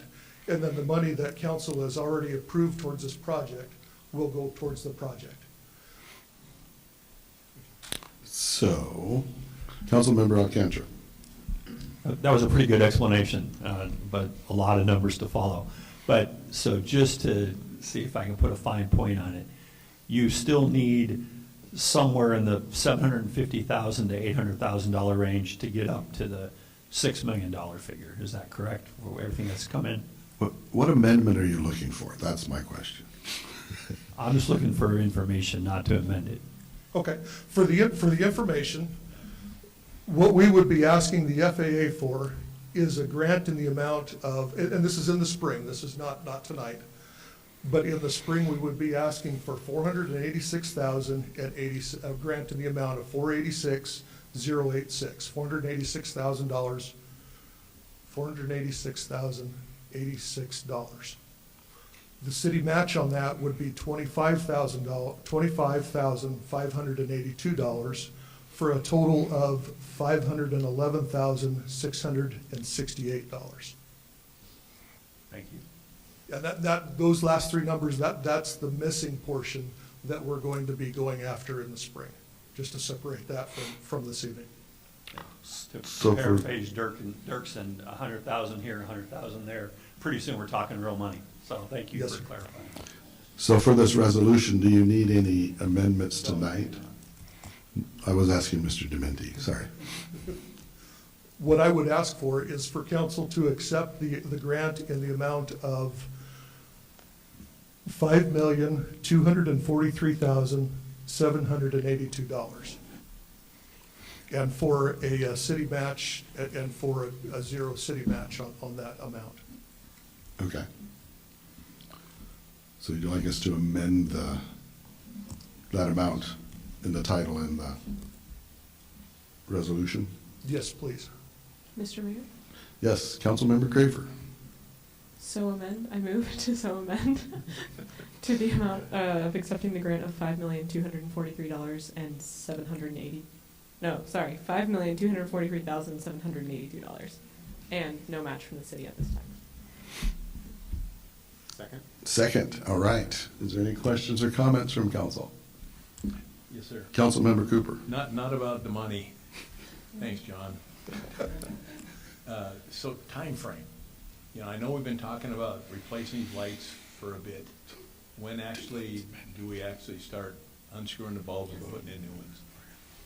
This is going to be a next summer project. The reason for that is because lighting and airport lighting is very, very specialty electrical equipment, and a lot of it is very long lead time items. So we're replacing like constant current regulators inside our electrical control building. I'm hoping we can get those inside of a year. So once the grant is approved, and once we, at the next meeting, we're going to be awarding to a contractor. I'm hoping once we have everything in place, we can start ordering and getting this stuff coming.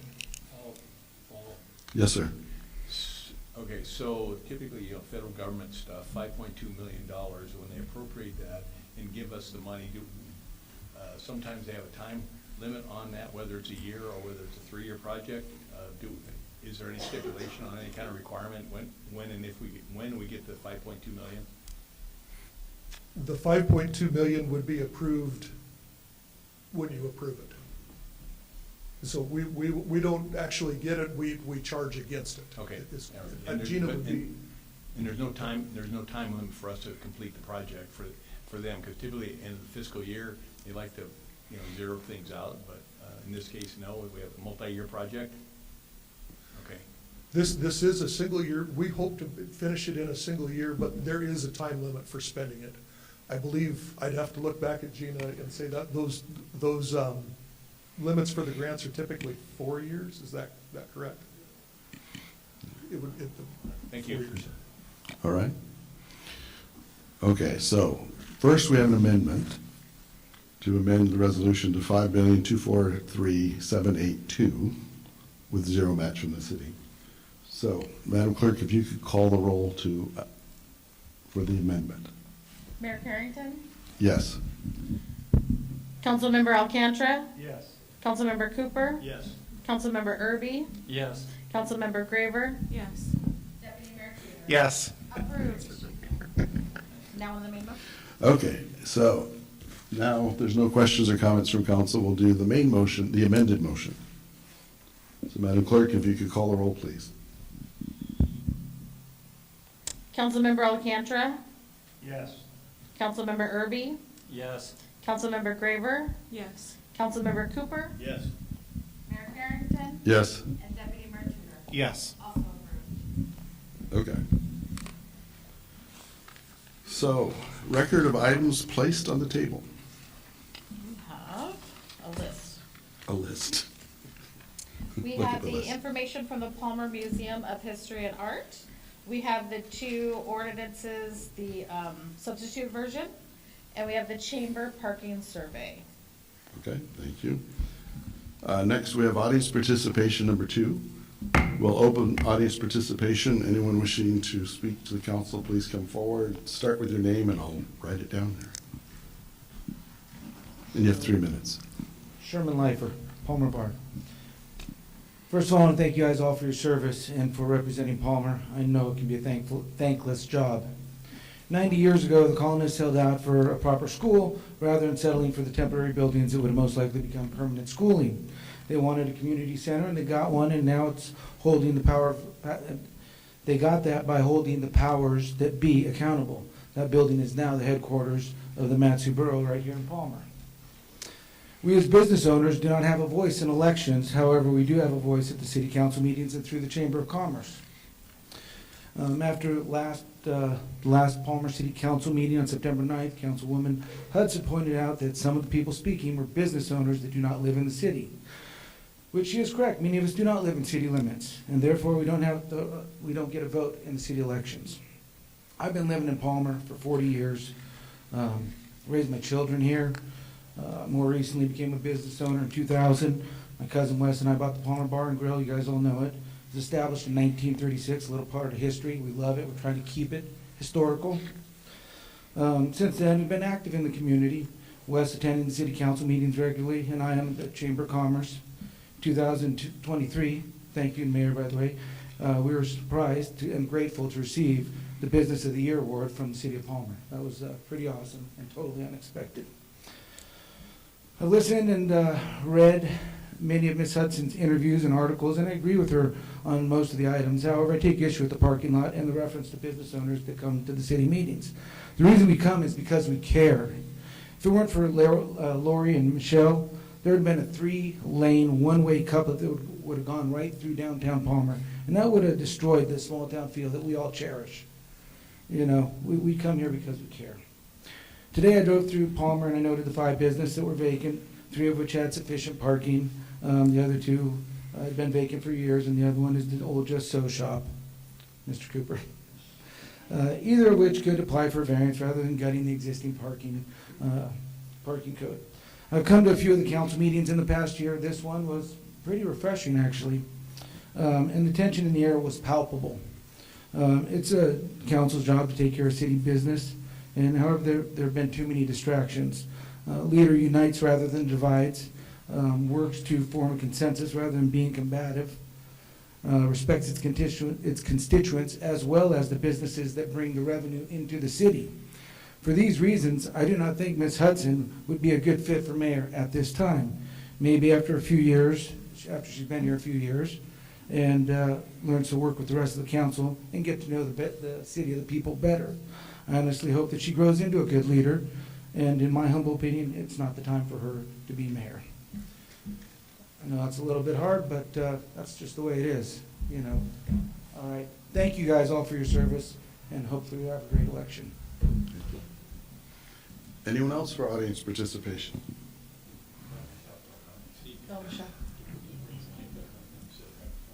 Sure. You want, Michelle? You want? We can bring a mic to you. She wants the exercise. Okay. Sure.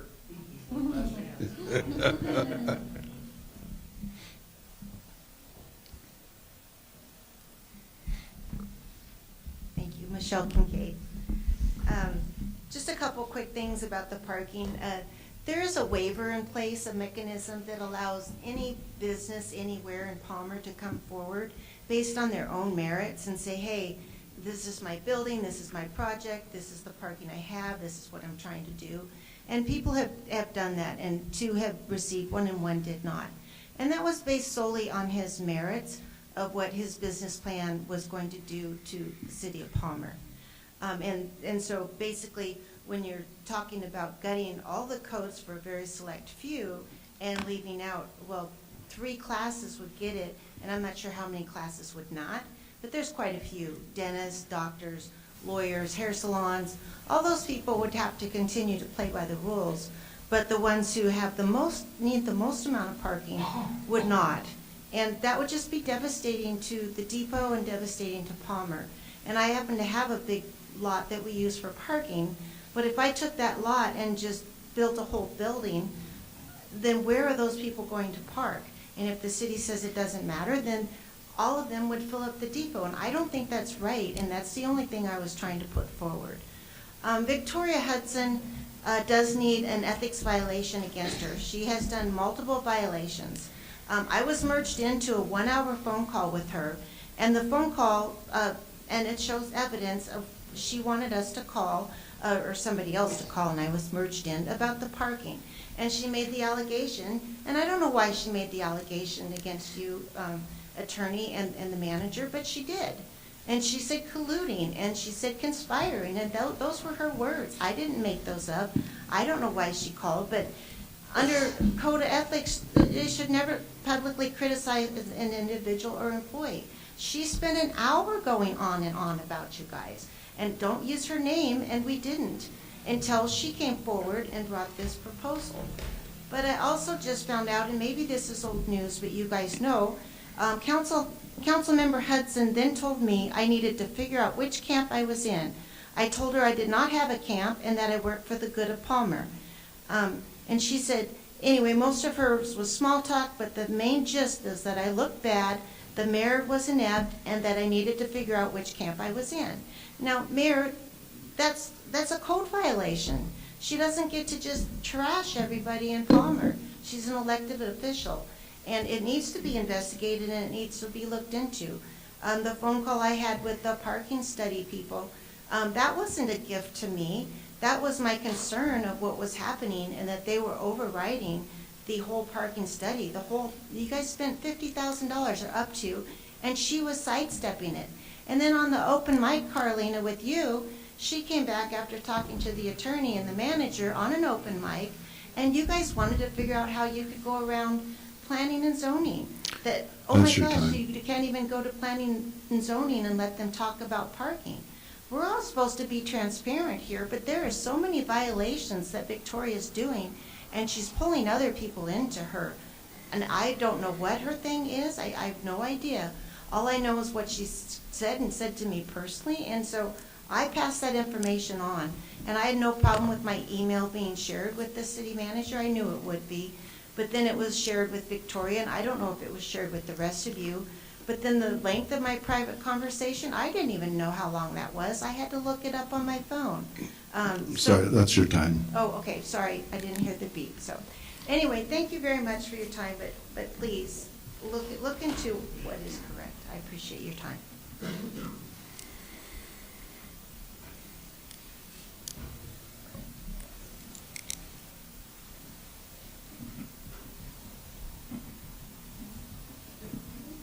Wesley Arts, Palmer Bar. Just to kind of let you know, thank you for having the city council meetings here.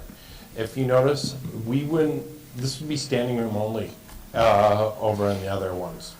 We do need to figure out how to get the screens working in here. This is a much better room. Every time you guys have a meeting, more and more people are coming to the city council meetings. Please recognize that this is a much better environment because when we do have the big groups come in, we have the area for them when they need recognition. Also, with the businesses, a lot of people that are listening to this don't realize that there's regulations already for the businesses for the parking issues. And that a lot of these businesses that are sitting empty, they're sitting empty by landlord's choice. They're not because they're trying to do it. Some of them, like the barbecue place, he's wanting to do a too big of business for the size of building that he has. And he wants something that he doesn't have the parking for. It's zoned for one thing. If he needs a variance to keep that business in there, that's one thing. But to try to put a complete new business in there, no. It doesn't work when he's going to wants to put in a restaurant twice the size of my bar, and I have a full parking lot, and he doesn't. 40 spots, that's what it would take, would be 2/3 of the parking behind the bar and Poppy Lane and all that. That's a huge parking area.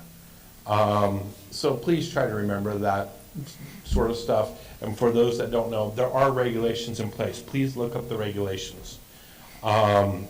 And none of us, when Garcia was moving in next door and buying Klondike Mike's, we want them to come in. We want more businesses. We want growth. We want responsible growth, though. That guy, basically, with the barbecue place, threatened you guys in that meeting. If you go back and look at that again, it's just like, so please, not all businesses are going to be a good match for the spots that they're trying to put in. And yeah, we as a community, we want to work with them. But at the same time, you have to realize there's regulations in place for a reason. To get rid of them all and change Palmer and lose our small town feel, that's a huge thing. We need to keep Palmer.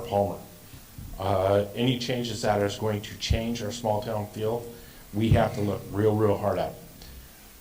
Thank you.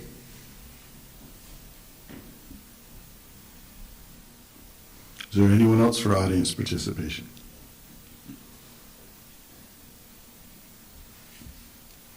Okay, seeing no one come forward, we'll close audience participation. Next is council member comments. Councilmember Irby, the non-candidate. We'll start with you. Can you hear me? Yeah. Tonight's my last meeting. I'll be out of state for our next meeting, and there will soon be a very important election that will replace me and bring in new blood to these chambers. It's been my great honor and privilege to once again serve this great city. My wife and I, we've built our home, a rather large home, here in downtown Palmer. And we did that because this is our chosen home. We live here because we have things like our museum, and it's a small town. I also want to congratulate the new Fire Explorers. There was a lot said about the fact that I volunteered and was only appointed this time around, but I was elected to this position 4 times. I served 12 years on this council. I was on the council when we passed the parking ordinance. It was requested by the business leaders in this town to end the chaos that used to be downtown parking. We didn't just pull it out of our hats. We had engineers conduct traffic and parking studies. We had city directors that conducted research and studies to see what was the best fit for Palmer. Thank you, Sandra Garley and Sarah Jansen. And we, the council at the time, we voted unanimously for that parking ordinance because it was needed, and it still is. Okay? There's a reason why you business leaders come up in the last meeting and this meeting and voice your concerns about the rushed and short-sighted attempt to eliminate our parking ordinance. Unlike some of the members of the current council, those business leaders were here and remember what downtown parking was like. Because this is my last meeting, I've got a little bit of advice. Colby, the city manager, so far I've been impressed, but you need to decide which camp you're in. I hope you choose the city and its great people. And start now, this moment, to save the golf course. And don't let anyone prevent you from building a library that Palmer will be proud of for decades.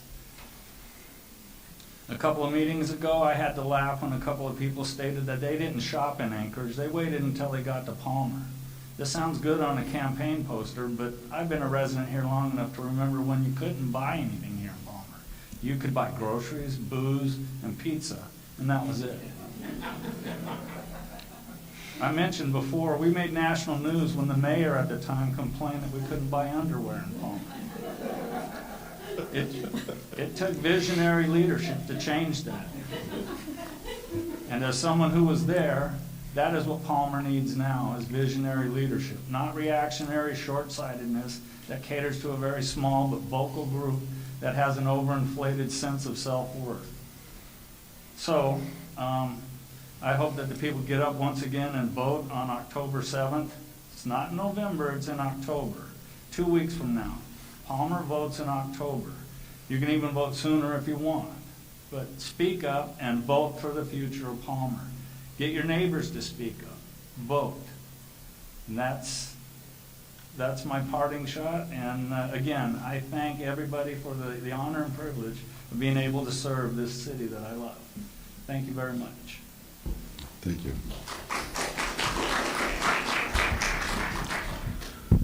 Councilmember Alcantara, council comments? Yeah, thank you, Mr. Mayor. First off, congrats to all of our new fire explorers, and thank them for their willingness to serve, and always appreciate those kind of presentations. A great presentation by our museum board tonight, and their semi-new executive director has been there 4 months. I really think the exciting things happening at the museum, and you guys are doing a great job, and warm spot in my heart for a few years I spent on that museum board. 90 years ago, colonists came here. 75 years ago, Palmer became a city. And yes, city limits are only 5 square miles, a little more than that. But Palmer's kind of 99645. As mentioned before, they live in the Butte, Lazy Mountain, Springer system, Soapstone, Buffalo Mine, wherever you're at, folks consider Palmer home. I know Councilmember Irby's been here long enough to remember buying clothes at Kozlowski's. I believe he has. I know I have. So back in the good old days when Palmer was a third the size population it is now, I guess you could go to the department store and right across the street where Vagabond is now, and you can go to the Valley Hotel, and you can go to a lot of great places in Palmer. You could go to the movie theater, roller skating, bowling alley, a lot of things that were here in Palmer back in the day when some of us old folks were here. But I do think people need to realize that Palmer is in people's blood. They care about Palmer. They love Pioneer Peak. They love Matanuska Peak. They love the small town feel, and they want to be in Palmer. But the city limits are small. The residential base we serve is very large, and I'm glad there's a Fred Meyer and a Cars to make your decision, and God bless DNA and all the others that came before them. So I do think we care about people that come here and testify and put their thoughts on record for 3 minutes or more. and spend the time on Tuesday evenings to come and do that. I do admit this is a nice facility and much larger than what we're used to a few blocks away. Some of the sound thing and the distance from folks testifying to you are a little hard to bear with, but there is a lot of advantages to being here for sure. But I have to finish my first I would say add on to what previous speaker said. Voting's going on now. Election day is October 7th. Make me proud, Palmer. I want to see at least 1,000 people show up to vote. I don't want to see a 4 or 6% turnout. Let's at least push this thing into double digits and make it real. I want to thank Mayor Carrington for his service. This is his last really full meeting. He'll be there for some minimal pomp and circumstance, I guess, on October 14th. But he has served the city for a long time on city council as mayor. We certainly have had our disagreements over things, but I never question his love and his heart for Palmer. I don't care if he decided to move out of the city and move somewhere else, I know he still would have Palmer in his heart forever. I want to also thank our deputy mayor, Josh Tudor. There's a chance that this could be his final meeting, and maybe not. Maybe he'll be willing to gavel at the next meeting, but there's a chance it might be his last time here. So I want to thank Josh for his years of service on council. I want to thank Councilmember Irby for his brief tenure this time around and for his long time service on city council. But yeah, it was not probably the most pleasant thing to step in for the last 6 months, and it's kind of tragic the way it all fell into place. But I think he's done a good job representing Palmer for those few months. And I will also recognize my council member to my right, Councilmember Graver.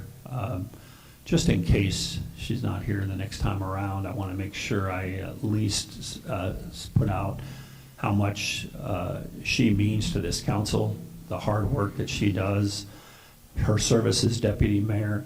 I consider her a friend and a colleague and someone who always puts the interest of Palmer first. And it's been an honor and a privilege to learn from her. She's a young lady, but she's educated me a lot, and she's been on council longer than I have, and I think she's done an amazing job. So with all that, it's going to be a lot different look here in 3 weeks, but I hope you all keep coming out, keep testifying, keep letting us know what your thoughts are, and I hope you have a great next few weeks. Thank you. Councilmember Graver. Thanks, John.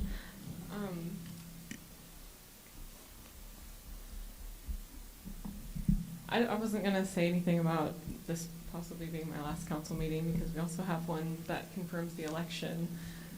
So there'd be less people watching, just in case. It's really been a blessing to be on the council for the past almost 4 years. I've learned a lot.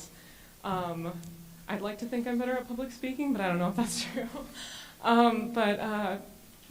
Yeah, it's been a privilege to serve, and I might be here after this, I don't know. The other comments I had were concerning the parking and all that. I don't know if you guys remember earlier this year when we had the business owner who bought the Just So building come forward and ask for a waiver. I believe it was there was like a tiebreaker vote for that, and I voted against giving him the waiver because I didn't think there was enough parking for the type of business and the amount of customers that he was looking for. And I do think there would be better places for him to put that building in Palmer and that business in Palmer.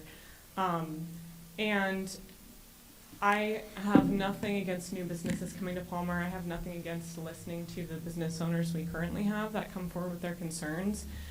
But I do realize that there is a need for more parking in Palmer, specifically just public parking in general, whether it's city-owned or just parking for the businesses. And so when this option to look at the code was brought forward, I seconded that, and I don't regret seconding it because it opened up a conversation that obviously needed to be had. And I'm happy that we pushed it off until the parking review is done. I think, you know, obviously, if we didn't listen to the business owners, that wouldn't have happened. So obviously we are listening to you guys. And I just wanted to point that out and say that we appreciate you coming forward. And I don't know who said what on the phone with who, and I don't need to know that at this point. If something unethical happened, I don't condone that, and I wasn't part of it. And if that needs to come out, I hope that the correct avenue is taken. But I think we're on our way to working on the parking issue in a healthy way. I'm glad we're having surveys and getting the review done. And I did want to address what was brought forward during the council comments about Victoria and I discussing something at the last meeting while the mic was on. And I'm not worried about what I said. We were looking at a piece of paper that was put before us with concerns about the process that was before us about sending something to planning and zoning if that was necessary before it was voted on. And the code that was put before us didn't apply in that case, or at least that's what we were discussing. And so I don't know why that was taken negatively, and that we were trying to pass the process and go behind their backs or whatever, but that's not the case.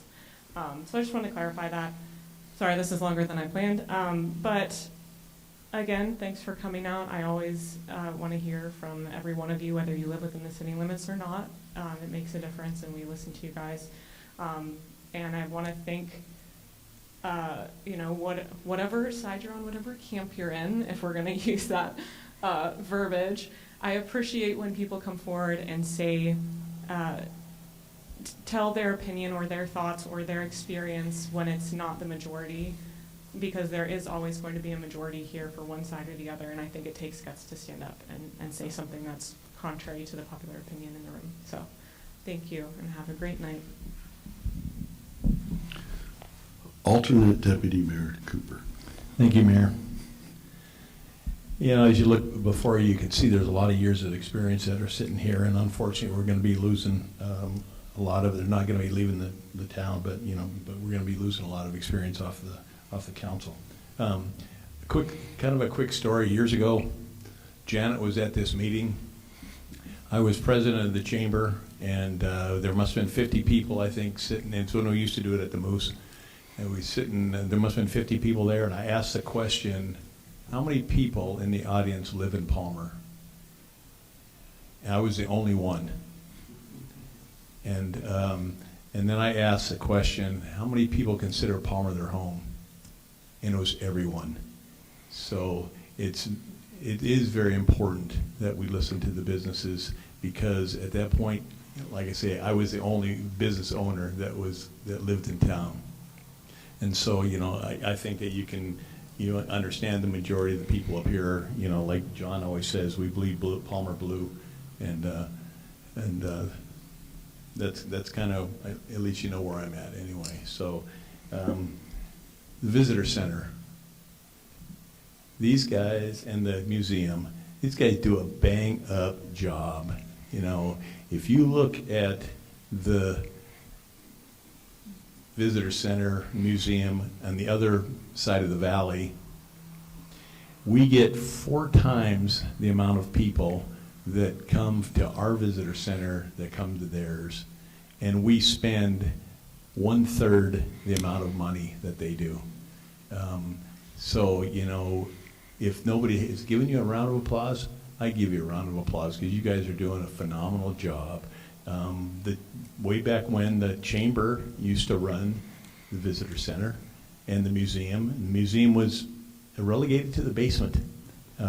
So we didn't do a whole heck of a lot other than just run the visitor center. But you guys are doing amazing. And the amount of people you bring into town, all the projects and stuff that you get going, I just, my hat's off to you.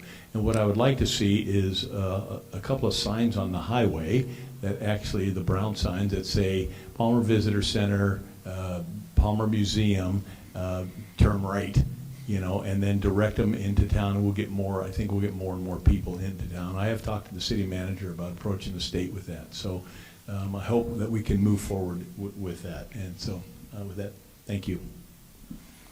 Deputy Mayor Tudor, and a microphone. Thank you, Mr. Mayor.